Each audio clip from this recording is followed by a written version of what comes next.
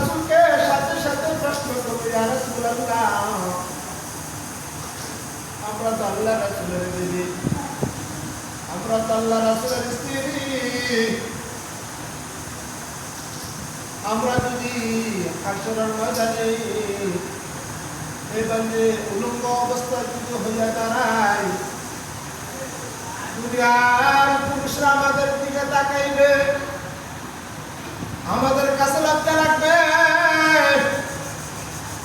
হবে ইয়া রাসূলুল্লাহ, আমাদের জন্য কোনো পর্দা, আমাদের জন্য এখানে আড়াল মতন দাঁড়াইবার মতন কোনো ব্যবস্থা আছে নাকি?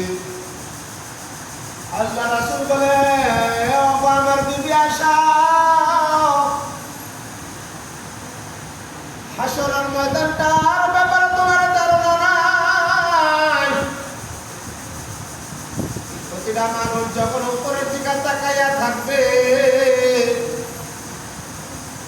যখন শিক্ষা ফু দিবে, ততটা মানুষ শিক্ষা ফু দেওয়ার সাথে সাথে মাটির নিচে যত মানুষ ছিল সমস্ত মানুষ দাঁড়াইয়া যাইবে।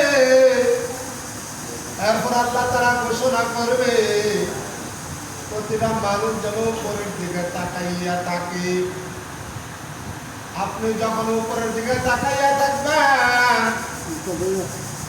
এদিক সেদিক তাকাইবার মতন আপনার কোনো ক্ষমতা থাকবে না।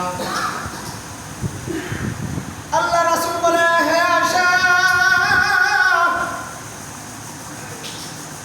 তোমার কাছে তোমার যত লজ্জা মনে হয়, এমন পরিবেশ হাসরের ময়দানে হবে না।